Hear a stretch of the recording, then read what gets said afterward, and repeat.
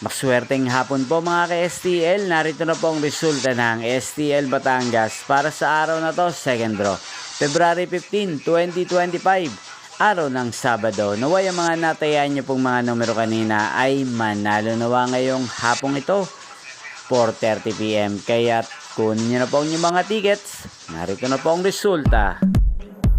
Ang mga numerong nanalo sa STL Batangas ngayong hapong ito, February 15, 2025, 4:30 PM, second draw result 22 at 1 in exact order. Sa lahat po ng tumaya kanina sa STL Batangas para second draw ng 22 at 1, congrats po sa inyo.